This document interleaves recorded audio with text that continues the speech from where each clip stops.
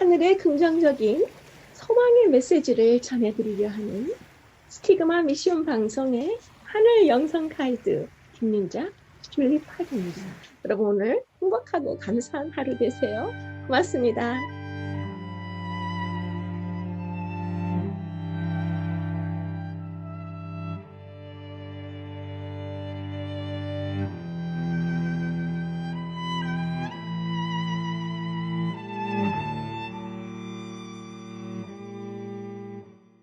오늘은 제5과 내 문 안에 유하는 나그네란 제목으로 신명기 10장을 공부하시겠습니다. 신명기 10장은 첫째 부분은 이제 1절에서 11절까지 모세가 십계명을 다시 받는 그 상황을 묘사하고 있어요. 이것은 우리가 오늘 첫째 소재에서 공부를 하시고, 또 두 번째 부분은 이제 그 12절에서 22절까지죠. 여기에서 하나님께서 말씀하시는 것이 우리의 행복을 위하여 무엇을 요청하시는지 자세히 말씀하고 계세요. 조금 특별한 내용인데요. 오늘은 이 내용을 주로 공부하실 예정입니다. 먼저 주제 성경절을 묵상하시면서 신명기 10장의 후반부의 메시지를 잠시 생각해 보시겠는데요. 오늘 배우시는 이 말씀들은 평생 수없이 들으신 그런 이론보다는 실제로 오늘 오가에서는 실화, 스토리텔링을 좀 많이 해드려서 오가가 끝났을 때에는 그 마음속에 무언가 진한 감동이, 그런 여운이 남을 수 있도록 진행하겠습니다. 너희는 나그네를 사랑하라. 전에 너희도 애굽 땅에서 나그네 되었음이니라. 신명기 10장 19절의 말씀인데요. 고아나 어려운 여인들이나 나그네의 공통점은 누군가의 도움이 필요한 불행한 삶을 살고 있는 사람들이죠. 너희의 과거의 모습과 같은 이들을 사랑하고 돌봄으로 하나님의 행복을 느끼라는 말씀이죠. 약한 자를 돌보고 사랑하는 것이 하나님의 행복의 기쁨임을 배워가는 과정인 것입니다. 신명기 10장 15절에는 하나님이 우리를 먼저 기뻐하셨기 때문에 우리를 택하셨다고 말씀하고 계셔요. 이웃을 사랑할 때 내 자신이 원하는 행복에 도달할 수 있는 것인데요. 우리 그리스도인의 행복은 내가 도울 이웃과 관계를 맺는 것, 그래서 그 상황에서 하나님을 경험하는 것이 우리 행복이라고 말씀하고 계시는 것입니다. 너의 행복을 위하여 너에게 명하는 여호와의 명령과 규례를 지킬 것이 아니냐. 너희는 나그네를 사랑하라. 전에 너희도 애굽 땅에서 나그네 되었었음이니라 라고 말씀하고 계시는 것입니다. 시편 68편 5절을 보시면 그 거룩한 처소에 계신 하나님은 고아의 아버지시며 과부의 재판장이시라. 하나님은 만유 위에 계시고 위대하시고 능력이 많으시며 위대하신 분인데요. 이제 이 시편의 기자도 고아의 아버지시고 과부의 재판장이시라고 하나님을 소개하고 있어요. 하나님은 매우 특수한 방법으로 이러한 자들을 생각하시고 보호하시는 것입니다. 이런 상황에 있는 자들은 특별한 그런 하나님의 사랑을 받을 수 있는 특권이 있는 것입니다. 너의 고아들을 남겨두라. 내가 그들을 살려두리라. 내 과부들은 나를 의지할 것이니라. 예레미야 49장에 있는 말씀인데요. 이것은 과부와 고아를 위한 하나님의 큰 대책인 걸 알 수 있어요. 그런 사람들을 하나님은 얼마나 놀랍게 보호하시는가 알 수 있는 것입니다. 하나님은 그들을 전적으로 돌보시는데요. 수많은 남편과 부모들이 어쩌면 차라리 없는 것만도 못하게 악한 부모와 남편들도 있는 것을 우리가 현대시대에 볼 수 있습니다. 네, 그러면 이제 첫째 소재에서 너희는 마음의 할례를 행하라 라고 말씀하고 계세요. 신명기 2장에 아주 중요한 말씀이 나옵니다. 내가 깨뜨린 처음 판에 쓴 말을 내가 그 판에 다시 쓰리니 너는 그것을 그 궤에 넣으라. 모세는 이스라엘 백성의 죄악에 분노해서 십계명에 기록된 두 돌판을 땅에 던져 깨뜨린 것을 잘 아실 거예요. 하나님께서 모세에게 처음과 같은 두 돌판을 다듬어 가지고 오라고 명령하시면서 처음 판에 쓴 그 말들을 그 판에 다시 쓰시겠다고 하신 것은 하나님께서 이스라엘 백성들을 용서하셨으며 그들이 지은 죄에도 불구하고 그들을 버리지 않으셨음을 보여주는 것입니다. 그래서 지금 신명기 10장의 1절에서 11절까지의 이 말씀들은 모세가 하나님의 십계명을 다시 받는 모습을 보여주고 있는데요. 시내산에서 이스라엘 백성들이 실패하여 십계명 돌판이 깨어졌지만 그것이 사실은 완전한 실패를 의미했고 이스라엘 백성의 영적 파산 선고나 마찬가지였지만 이 언약이 파괴된 것을 하나님께서 사랑으로 용서하시고 다시 회복하셔서 두 번째 십계명을 다시 주시는 모습입니다. 네, 여기 사진을 보시면 법궤가 두 번째 십계명 돌판이 이 안에 들어가 있고 또 아론의 쌍난 지팡이와 하늘의 떡을 상징하는 만나가 이제 이 속에 담겨진 그 법궤의 모습이에요. 인간의 실패를 이기시는 하나님의 성실하신 은혜가 그리스도를 통해서 율법을 완전케 하셔서 하나님의 백성을 완전히 회복해 하시는 그런 의미를 담고 있는 하나님의 법궤입니다. 왼쪽 사진에 보시면 그 법궤를 덮고 있는 그 뚜껑이죠. 그것을 우리가 시은좌라 그래요. 속죄판인데요. 두 천사가 날개를 펴고 서 있는 모습이고 이제 그 아랫부분이 이제 법궤가 되겠습니다. 그 법궤 뚜껑의 이 시은좌 위에 1년에 한 번씩 대제사장이 대속제일에 들어가서 희생제물에 피를 바르는 그런 예식을 했던 곳이죠. 예, 그 다음 영상에서는 이제 조각목으로 만든 나무괴, 즉 증거괴를 말하는 이 법궤의 모습을 좀 더 자세히 보여드리고 있어요. 돌판에 새겨진 십계명을 보관하는 궤로서 법궤나 혹은 언약궤로도 불리는데요. 이 궤의 중심에 십계명이 놓여 있었기 때문에 이 궤를 증거궤라고 부른 것입니다. 이 법궤는 시띠목, 아카시아 나무로 만들었고 안과 밖이 이 사진에서처럼 다 정금으로 입혀져 있었어요. 지성소에는 오직 이 법궤만 있었는데요. 성소에서 가장 중요하고도 거룩한 곳이었는데 하나님께서 임재하여 말씀하시는 곳이었기 때문입니다. 성소의 모든 의식은 이 증거궤에서 절정에 이르렀죠. 그 다음 모습은 제사장들이 이 전체 이스라엘 민족들이 이동할 때 저렇게 앞과 뒤에서 이 법궤를 메고 맨 앞에서 행진할 수 있도록 그렇게 만들어진 것을 지금 사진을 통해 보고 계신데요. 이러한 법궤를 움직이고 이동할 때 혹시 소홀히 할 때는 패배와 징벌이 따랐습니다.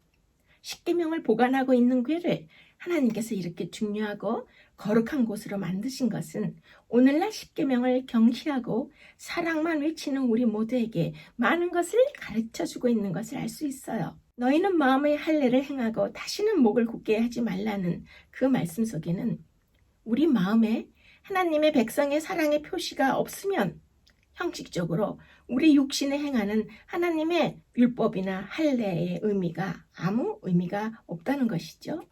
그래서 하나님께서는 이스라엘 백성들이 지은 죄를 용서하시고 그들과 맺으신 언약을 재확인하시면서 전심을 다해 하나님을 사랑하라고 명령하신 것이 지금 첫째 소재의 그 법궤의 십계명을 다시 담는 과정을 말씀하신 것입니다. 네, 둘째 소재에서는 이제 나그네를 사랑하라라는 말씀이 나오는데요. 신명기 10장 14절에 하나님의 영광에 대해서 매우 중요하게 말씀하신 게 있죠. 잠시 보시겠습니다. 하늘과 모든 하늘의 하늘과 땅과 그 위의 만물은 본래 내 하나님 여호와께 속한 것이로되. 네, 지금 이 말씀은 또 신명기 32장에서 말씀하신 것처럼 이제는 나 곧 내가 그인 줄 알라. 나 외에는 신이 없도다 라고 말씀하셔서 하늘과 땅에 존재하는 모든 권세 위에 계신 하나님의 완전한 우월성을 선언하시는 것이죠. 그러면 신명기 10장 14절의 말씀을 여러분들이 생각하실 때 시편 24편 1절의 말씀도 우리가 생각해 볼 수 있죠. 땅과 거기에 충만한 것과 세계와 그 가운데 사는 자들은 다 여호와의 것이로다. 그리고 신명기 10장 17절에는 여호와 하나님은 하늘과 땅의 주권을 가지고 계신 분이실 뿐 아니라 신 가운데 신이시며 주 가운데 주이시다라고 말씀하고 계셔요. 네, 오늘 지금 이 신명기 10장에서는 고아와 나그네를 사랑하라고 요청하시는 그런 말씀이 주를 이루는데 지금 이 둘째 소재에서 먼저 하나님이 어떤 분이신가, 타인을 사랑하라고 말씀하시는 하나님이 얼마나 위대하시고 얼마나 웅장하신 분인지를 먼저 우리에게 인식시켜 주시고 계십니다. 그러면 이제 그런 하나님이 우리에게 무엇을 보여주실까요? 지금 그렇게 온 우주의 신중의 신이시고 온 우주의 주권자이신 그 모든 영광을 받으신 하나님께서 지금 우리에게 무엇을 명령하고 계시는가 생각해 봐야 되는 것입니다. 신명기 10장 18절 이번 이 제5가의 주된 성경절이죠. 잠시 보시겠습니다. 고아와 과부를 위하여 신원하시며 나그네를 사랑하사 식물과 의복을 주시나니. 하나님은 땅의 재산과 인간의 소망과 또 인간이 의지하던 모든 것을 빼앗긴 사람들을 굉장히 특별히 보고 계셔요.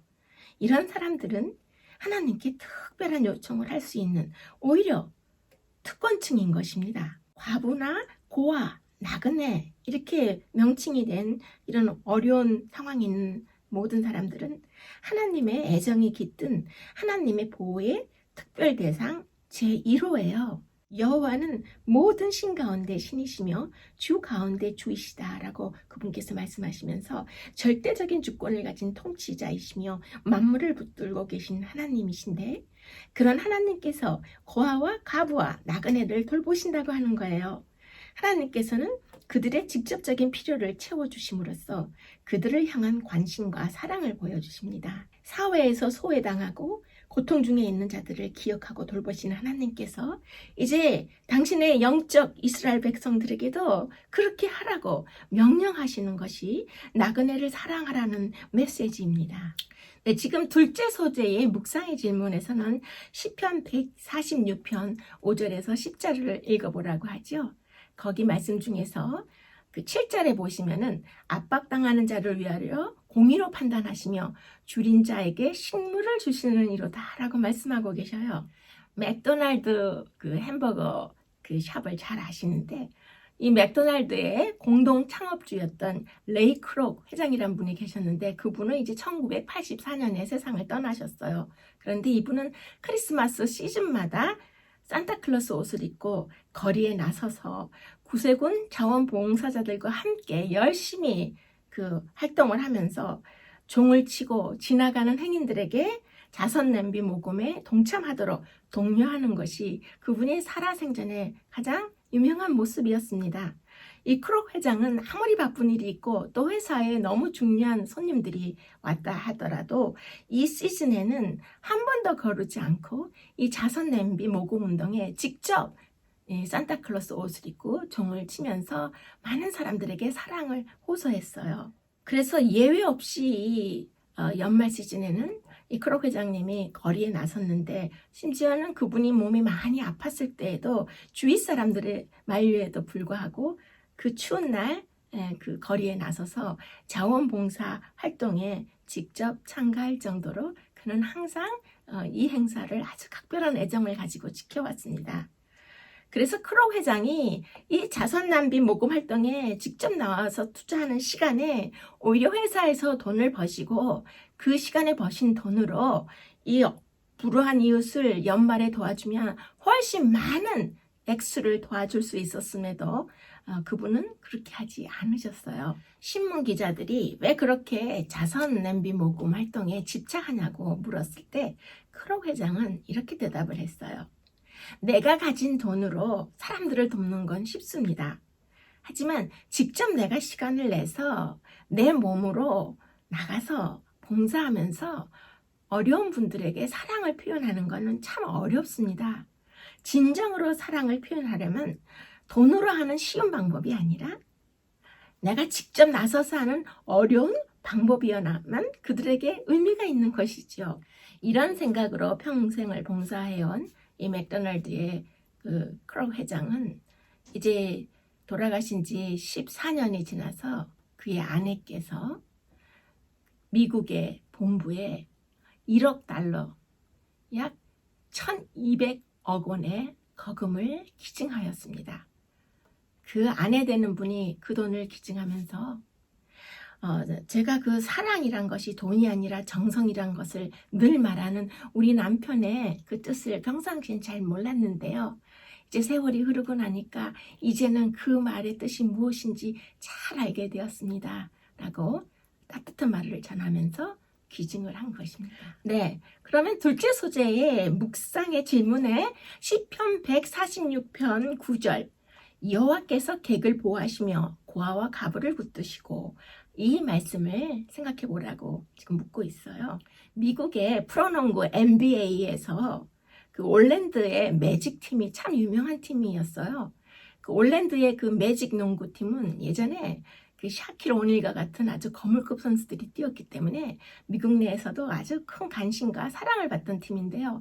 이 팀에는 특별한 감독이 있었어요. 그 총 감독을 맡았던 팻 윌리엄스는 외모도 출중하고 지도력도 아주 특이하게 좋은 방법으로 선수들을 리드하였기 때문에 많은 인기를 누리고 있었어요. 그러나 그 매직 팀의 총 감독이었던 이 팻 윌리엄스가 모든 사람들의 기억에 남는 것은 그가 자녀가 참 많다는 것입니다.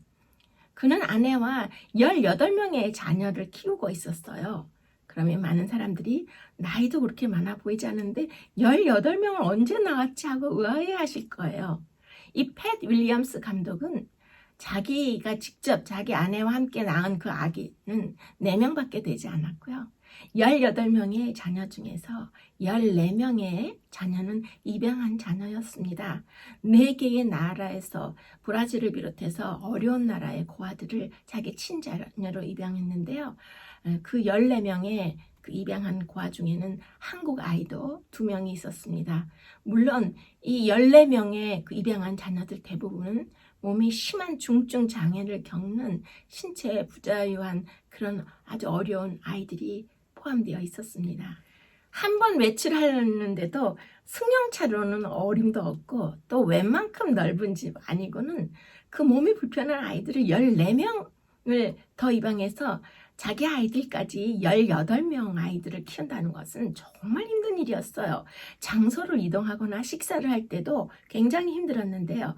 공리 끝에 이 팻 윌리엄스는 관광버스 한 대를 사서 그것을 이제 특별하게 내부를 개조해서 이 아이들이 편안하게 그 이 차 안에서 이동할 수 있도록 그런 그 이 시설을 만들었는데요. 특별히 각 아이들마다 도우미를 또 구해서 그 아이들을 안전하게 보호하게 그렇게 많은 심혈을 기울였습니다. 그 온 가족이 넉넉하게 살 수 있도록 플로리다의 그 윈터파크에 아주 유명한 곳으로 이사를 해서 또 그 아이들을 넓은 곳에서 편안하게 그렇게 살게 해줬어요. 농구 감독으로 번 돈을 이 18명의 자녀를 키우는데 다 투자한 것입니다. 그는 그 아이들의 불우한 환경에서 그 아이들을 구해서 그 아이들에게 삶의 꿈을 심어주고 어려운 조건으로 태어났지만 이 세상은 참 행복한 곳이라는 것을 알려주려고 애쓴 것입니다. 둘째 소재의 적용의 질문을 보시면 하나님께서 사랑하시는 자들을 우리도 사랑하기 위해 어떤 배려와 나눔을 할 수 있을까요? 라고 묻고 있어요. 2 친구가 있었습니다. 이 2 친구는 둘 다 너무 그 미술에 소질이 많은 화가가 되는 것이 꿈인 그런 미술 학도였어요. 그런데 이 2 친구가 모두 다 집안이 너무 극도로 가난해서 도대체 대학에 가서 미술 공부를 하기에는 여건이 되질 않았어요. 그래서 고민하고 있을 때 그 중에 한 친구가 또 다른 친구에게 이런 제안을 했어요. 네가 나보다 미술 실력이 좀 좋으니까 네가 먼저 미술대학에 가. 그러면 내가 열심히 막노동판이라도 가서 일을 해서 너의 대학 학비를 벌게. 그러면 네가 나중에 대학을 졸업해서 유명한 화가가 되어서 너의 그림이 비싸게 팔리면 그때 내가 미술대학에 가서 공부하고 그때 네가 나를 좀 도우면 우리 둘 다 공부하게 되지 않을까? 라고 말한 거예요. 그림을 공부하던 그 친구는 정말 이렇게 실력이 아주 놀랍게 성장했어요. 그래서 어느새 이제 졸업반이 된 그 친구는 그의 그림이 아주 비싸게 팔리는 것을 알게 되었습니다. 드디어 이제 졸업식 날이 다가오고 졸업 파티를 성대하게 한 후에 이제 졸업장을 들고 기쁨으로 집으로 뛰어들어왔을 때 자기를 공부할 수 있도록 막노동판에 나가서 일했던 그 친구가 조용히 기도하는 모습을 우연히 보게 된 거예요. 하나님 아버지, 제 친구가 학교를 졸업하게 되어서 너무 감사합니다. 저는 막노동판에서 이렇게 몇 년을 일하다 보니 제 손이 너무 험해지고 굳어서 제가 지금 미술 공부하기는 힘들 것 같습니다. 저는 그냥 이대로 살아도 되고 사랑하는 저 친구가 더욱 훌륭한 유명한 미술 전문가가 되게 해주세요. 그렇게 기도를 했어요. 그 기도를 우연히 들었던 이 미술대학을 졸업한 화가가 된 이 친구는 눈물을 흘리면서 그 친구의 기도하는 손을, 그 친구의 손이 이렇게 망가졌는지 몰랐는데 정말 망가진 그 기도하는 손을 눈물을 흘리며 물끄러미 바라보다가 그는 너무나 큰 마음의 감동을 받았습니다. 그래서 가지고 있던 화선지를 꺼내서 즉시 그 친구의 기도하는 손을 그리게 되었습니다. 지금 보시는 이 그림이 바로 그 유명한 엘버트 듀로의 기도하는 손입니다. 저의 집의 기도실 책상 앞에도 이 그림과 또 이것을 조각으로 만든 그런 작품이 놓여 있는데요. 엘버트 듀로가 세계적으로 유명한 화가가 된 데는 이와 같이 헌신한 한 친구의 협력이 있었던 것입니다. 우리의 신앙생활도 이와 같아야 합니다. 남을 나보다 높게 여기고 겸손한 마음으로 서로 돌아보아 선행을 격려해 주어야 하는 것입니다. 그때 우리는 서로 세움을 받고 주님 안에서 함께 아름다운 성전이 되어갈 수 있는 것입니다. 네, 그럼 이제 셋째 소재에 보시면은 신명기 10장 19절이 또 아주 중요한 성경절이 나왔어요. 잠시 보시겠습니다. 너희는 나그네를 사랑하라. 전에 너희도 애굽 땅에서 나그네 되었음이니라. 하나님께서는 이스라엘 백성들이 자신들 가운데 약자들을 친절하게 대함으로써 하나님을 드러내고 그들의 존재 이유를 설명하기를 기대하시면서 이 말씀을 하신 것입니다. 네, 그러면 이제 셋째 소재의 적용의 질문을 보시면 그대가 속한 교회에서 지역사회에 있는 어렵고 소외된 자들을 어떻게 더 적극적으로 도울 수 있는 방법이 없을까요? 묻고 있어요. 미국 남부에서 아주 어렵게 불우하게 태어나고 성장한 제레미라는 청년이 있었습니다. 이 제레미는 고아인데다가 물려받은 돈도 한 푼도 없었어요. 그래서 하루 종일 가난과 씨름하면서 너무나 힘든 그 일과를 이어가고 있었는데요. 그 불행한 삶 속에서 그 어려운 매일매일을 버틸 수 있었던 힘은 그의 마음속에 무슨 일이 있어도 언젠간 내가 꼭 대학에 가서 공부를 해서 훌륭한 사람이 되었다라고 생각하는 것이었고 그 꿈 때문에 그의 어려운 삶을 버틸 수 있는 기둥이 된 것입니다. 그렇게 몇 년을 죽을 고생을 노력한 끝에 결국 그가 바라던 대학 입학 통지서를 받게 되었습니다. 그는 너무 감격해서 그가 평생에 흘린 눈물을 다 모아도 그보다 많을 만큼 눈물을 펑펑 흘리면서 그 대학 합격서를 받아들고 가슴에 안고 자기의 그 또 다른 인생을 꿈꾸기 시작했어요. 들뜬 마음에 아무런 계획도 없이 이제 자기가 입학할 대학이 있는 지역으로 거처를 옮기려고 마음을 먹었는데 막상 그 대학으로 가보니까 아직 그 기숙사가 문을 열 때까지는 한 달이 더 남았어요. 그래서 내가 그동안에 조그만 일자리를 얻어서 학비라도 조금 더 벌어야 되겠다 생각하고 그 근처에 있는 어느 시골 농장에 가서 이제 그 일자리를 하나 얻었고 또 그곳에서 대학 기숙사가 문을 열 때까지 잠시 동안 그곳에서 잠자리를 해결하면서 또 아주 고달픈 나그네 생활을 하게 되었어요. 제레미는 고아로 태어나서 한 번도 사람답게 살아본 적이 없는데요. 이제 곧 대학생이 되면 그가 그동안 꿈꿔온 새로운 인생을 시작할 수 있다는 생각에 잠자리가 불편한 줄도 모르고 이 초라한 나그네 삶을 살게 된 것입니다. 그런데 막상 이제 그 농장 일을 시작하자 고민이 생겼어요. 그 농장에는 일꾼들이 많이 있었는데 그 일꾼들이 다 도시락을 싸와서 점심시간에 각자 자기가 준비한 점심을 먹도록 되어 있는 것입니다. 그러나 제레미는 도시락을 싸올 형편이 전혀 되질 못했어요. 그래서 그 다른 일꾼들이 점심시간에 점심을 먹는 시간이 되면 이 청년은 혼자서 농장 뒤편에 아무도 없는 데 가서 혼자 앉아 있었어요. 왜 점심을 먹지 않느냐고 물어보는 그 일꾼들이 질문할 때는 내가요 좀 속이 좋지 않아요. 그리고 먹지 않는다고 얼버무렸습니다. 그 다음날도 도시락을 먹지 못하고 이제 배고픈 상황에서 그는 이제 아침부터 신나게 일을 하다가 점심시간 되니까 울적해지고 아주 마음이 무거워졌어요. 아, 내가 밥을 먹지 않고 이렇게 일을 하는 걸 사람들이 보면 나를 어떻게 생각할까 이제 그런 생각을 하고 그는 점심시간을 알리는 종을 울리자마자 수도가로 달려가서 허기진 배를 채우기 위해서 수돗물만 한껏 들이켰습니다. 그것으로라도 그의 배고픈 그 배를 좀 채우고 허기를 달랠 수 있었기 때문입니다. 그때 농장 인부 가운데 우두머리 격인 조장 아저씨가 소리를 지르시는 거예요. 아니 이런 바보 같은 마누라가 있나? 나 혼자 먹는 도시락을 뭘 이렇게 많이 싸준 거야? 내가 무슨 돼지인 줄 아나? 라고 소리 지르면서 누가 나랑 좀 같이 먹을래요? 라고 큰 소리로 말하는 거예요. 수도가에 앉아서 쫄쫄 굶으면서 허기진 배를 수돗물로 채우고 있더니 제레미가 기가 솔깃해졌겠죠? 그냥 얻어먹으면 좀 미안하고 부끄러운데 그리고 창피하겠지만 남은 음식이라서 좀 도와달라고 같이 먹자고 소리를 지르시니까 내가 같이 먹는 것이 그 사람을 도와주는 거지 부끄러울 것은 하나도 없을 거야 이렇게 생각하고 부담 없이 제레미가 맛있게 그 점심을 같이 먹을 수 있었어요.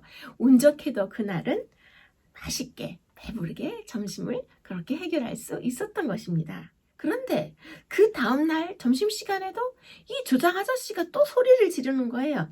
아니 우리 마누란 정말 이상해. 내가 무슨 돼지야?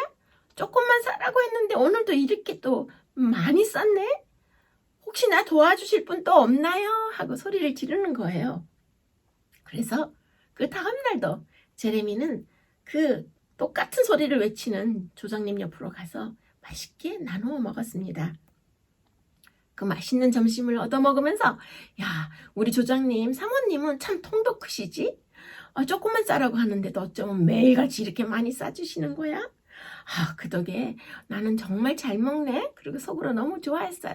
그러면서 그렇게 한 달이 넘도록 이 배고픈 제레미는 그렇게 부담 없이 도시락을 그 조장님 것을 함께 나누어 먹으면서 그 힘들었던 나그네 그 시간을 잘 보낼 수 있었어요.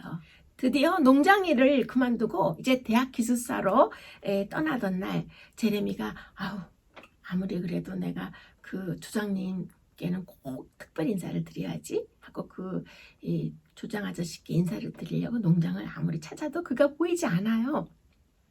하는 수 없이 이제 그 농장에 조그만 사무실이 하나 있었는데요. 거기에 이제 경리 아가씨가 있었어요. 그래서 그 아가씨에게 가서 제가요 우리 조장님 신세를 많이 졌는데 인사를 드리고 떠나려고 하는데 지금 보이지가 않아요.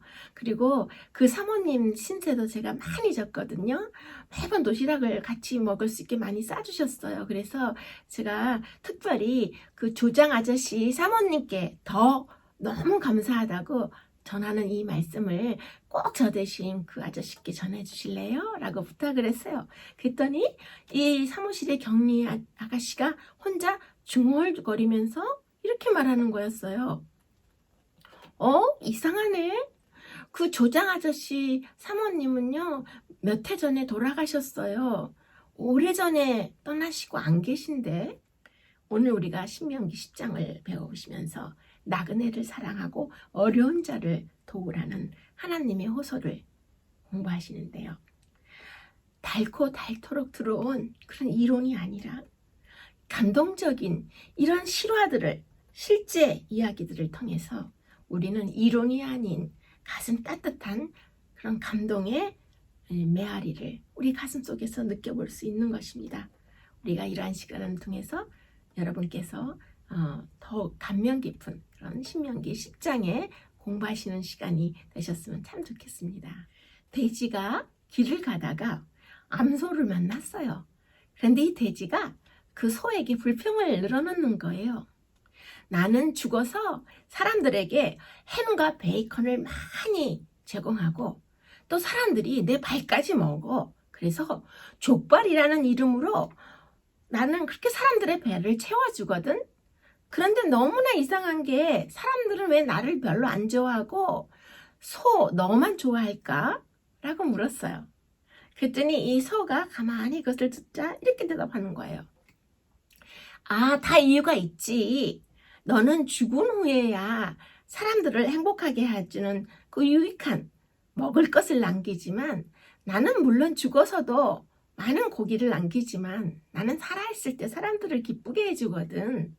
사람들에게 나는 매일 너무 신선한 우유를 제공하고 또 사람들의 힘든 일을 나는 너무 많이 도와주거든. 내가 일을 살아있을 때 엄청 많이 해. 그래서 나를 좋아할 거야. 라고 대답하는 것이었어요.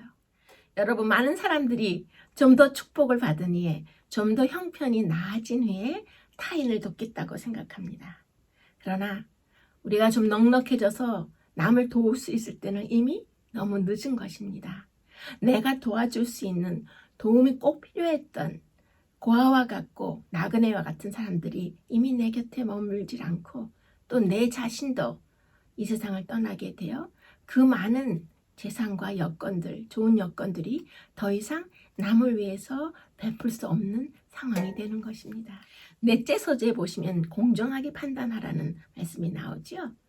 그러면 신명기 24장 17절을 먼저 보시겠습니다. 너는 객이나 고아의 송사를 억울하게 말며 약한 자들과 가난한 자들이 정의를 경험하지 못하는 것은 우리 현대사회에서도 익히 알려진 사실입니다. 나라와 시대와 문화를 망라해서 현실은 항상 같은데요. 하나님을 드러내 보이기 위해서 부름을 받은 이스라엘에는 이렇게 세상에 만연한 불공정함이 존재해서는 안 될 것이었기 때문에 하나님께서는 법 아래에서 평등한 정의가 실천되도록 고아의 송사를 억울하게 말라고 또 나그네 객이나 어려운 상황의 외국인들에게 그 공정한 판단을 베풀라고 말씀하시는 것입니다. 올바른 종교적 행위가 그들을 거룩하게 만드는 것이 아니라 하나님의 품성을 닮은 삶의 실천이 참된 거룩함임을 가르쳐주고 계시는 것이죠.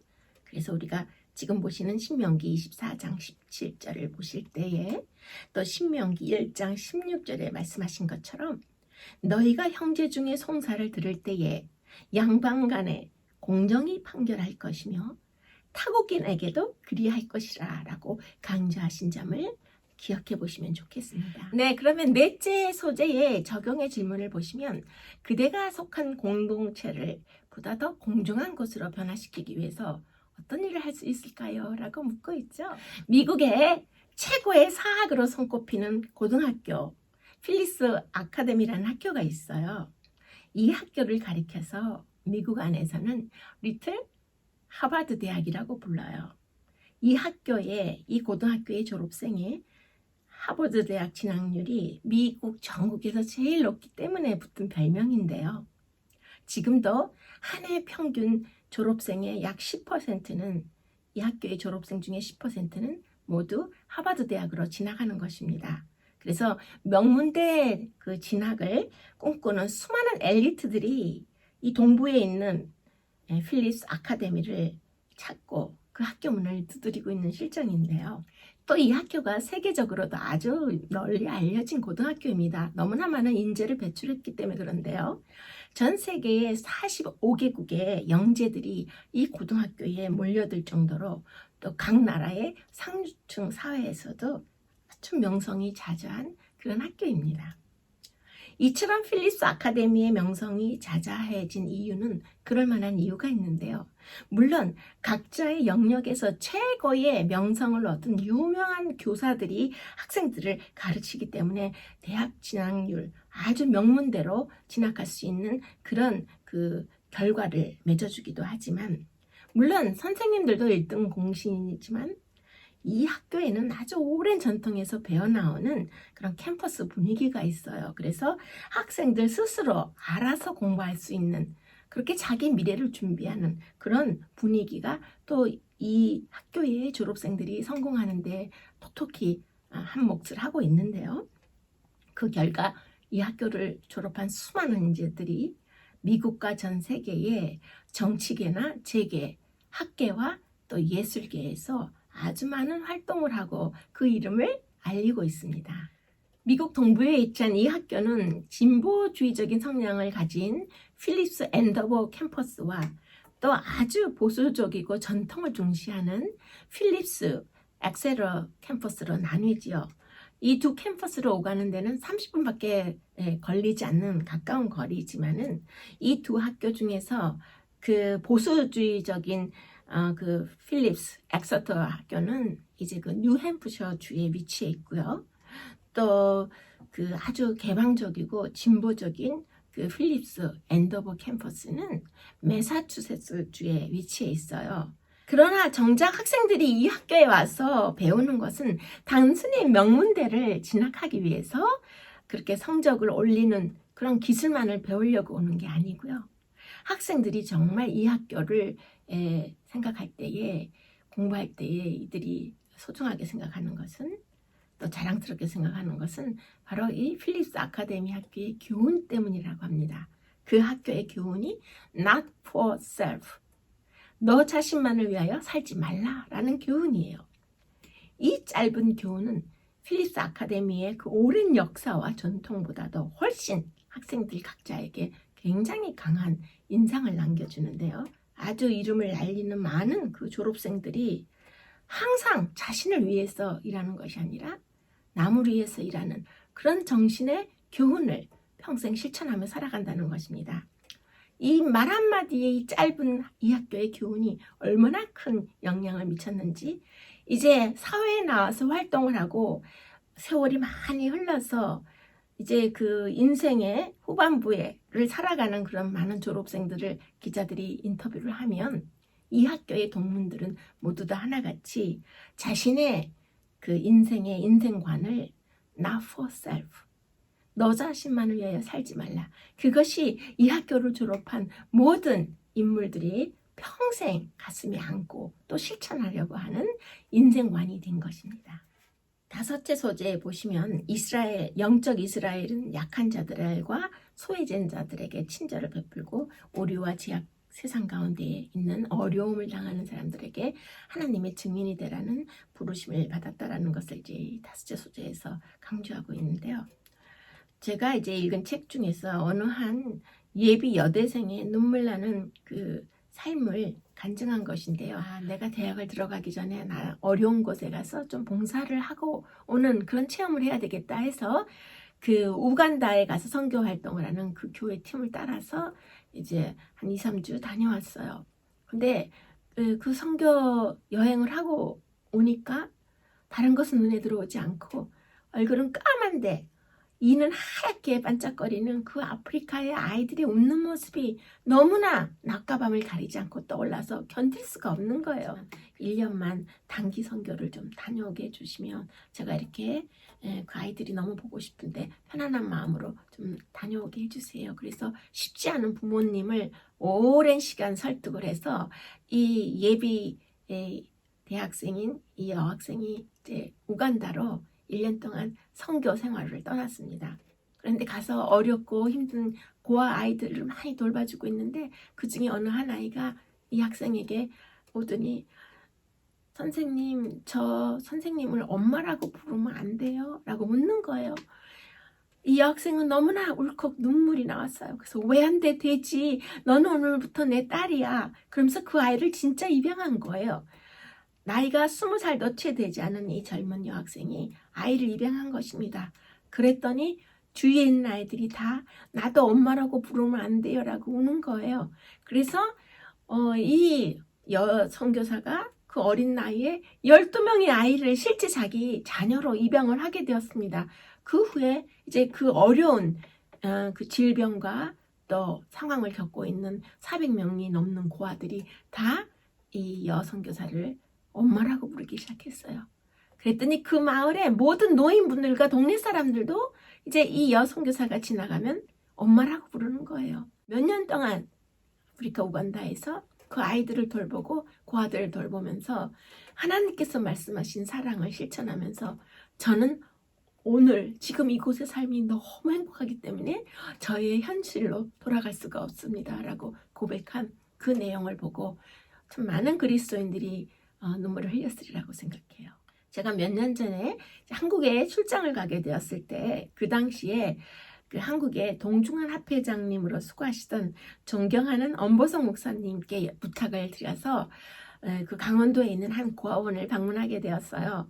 제가 늘 고아들과 좀 접촉을 하고 그들을 도울 수 있는 그런 가느다란 희망을 가슴속에 품고 있었기 때문에 힘든 걸음을 한 것인데요. 막상 한국에 그 고아원을 방문해 보니까 예전에 우리가 생각한 거랑은 많이 달라 있었어요. 상황이 굉장히 잘 조직이 되어 있었고 또 그 자격증을 딴 그런 그 사회복지사들이 아주 그 규모 있게 조직적으로 그 아이들을 잘 보호하고 관리하고 시설도 대학 기숙사 같이 좋은 시설에서 아이들을 잘 보호하는 모습이 참 눈에 띄었고요.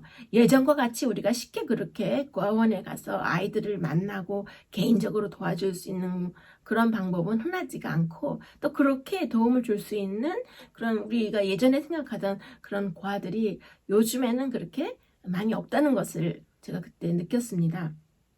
그래서 제가 한국에 고아들을 만나는 게 요원치 않게 되어서 이제 한국에서 미국으로 오는 그런 고아 아이들을 미국 가정에 입양시키는 그 홀트 복지사에 이 아이들을 에스코트하는 일을 미국으로 오면서 한번 했어요. 그런데 그 10살 된 아이가 그 고아원에서 찍은 사진을 만지작거리면서 비행기 14시간 동안 내내 먹지도 않고 눈물을 흘리면서 나 미국 가기 싫어요. 나 한국에서 살고 싶어요 하고 우는 거예요.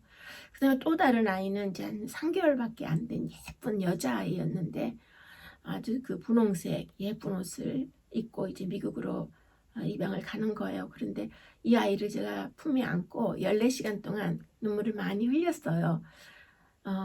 참 그 가슴 아픈 경험을 했는데 또 저도 마음이 좀 초조하고 과연 어떠한 양부모를 만날 것인가 참 착잡했어요. 그래서 이 아이들이 이제 시카고와 시애틀에 그 양부모를 만나게 되어 있어서 두 군데를 들리게 되었는데요. 시애틀에 이제 비행기가 도착을 했는데 약 70명도 넘는 아마 그 입양하는 부모의 가족뿐만 아니라 동네 사람들까지 다 초청을 해서 나온 것 같아요. 너무 떠들썩한 환영 파티를 준비하여서 그 게이트에서 이 아이가 걸어 나올 때 많은 선물과 풍선과 플래카드를 들고 이 아이들을 너무 끔찍하게 정말 행복하게 맞이하는 모습을 보고 제가 마음을 놓은 적이 있습니다. 그 다음에 또 그 조그만 아기를 시카고에 도착해서 시카고에서 입양할 그 미국인 부모들을 만나게 되었는데 그들도 한 3, 40명 되는 대가족을 다 이끌고 나와서 너무 예쁜 선물과 꽃으로 이 여자 아기를 진심으로 환영하고 이 아기를 우리 가정까지 이렇게 에스코트 해주셔서 너무 고맙다고 저를 몇 번 끌어안아주는 걸 제가 체험을 했었어요. 저는 그 모습들을 볼 때 저들이 정말 그리스도인이 아닌가 그들의 진심 어린 사랑의 기쁨을 보면서 많은 것을 느끼고 또 반성할 수 있었습니다. 조금 전에 말씀드린 것 같이 실제로 우리 주위에 고아나 나그네를 만나는 것은 흔하지 않습니다. 오히려 영적 추위와 배고픔에서 영적 허기짐에서 굶어서 죽어가는 영혼들이 우리 주위에 많이 있어요. 그들이 너무나 안락하고 부유하고 편안하게 사는 것 같지만 영적으로 너무 외롭고 춥고 또 이렇게 홀로 괴로워하는 그런 영혼들이 우리 주위에 많이 있습니다. 그래서 우리가 오늘 말씀을 배우실 때에 우리 주위에 널려있는 영적인 고아와 영적인 과부, 영적인 나그네들을 우리가 사랑할 수 있을 것인가 그런 생각을 해보시면 좋겠어요. 그런 의미에서 저희 스티그마 미션 방송도 영적으로 굶주리시거나 외로운 분들을 이렇게 개인적으로 찾아가서 위로와 소망의 말씀을 드리기 위해서 이 방송을 진행하고 있는데요.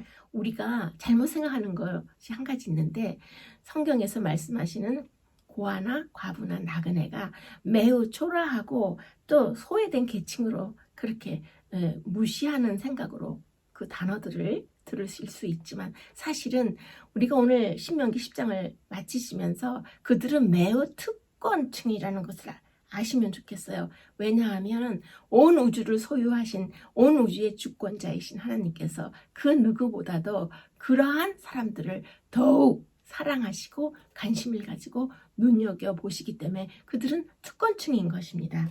그래서 우리가 우주의 주권자 되시는 하나님의 총애를 받으려면 그분이 가장 사랑하는 이러한 소외된 자들을 우리가 돌보고 진심으로 사랑하고 영적으로 소외된 자들을 우리가 관심을 가지고 그들에게 사랑을 나눌 때 우리가 하늘의 주권자 되시는 하나님의 그 사랑을 우리가 받을 자격을 얻게 될 것입니다.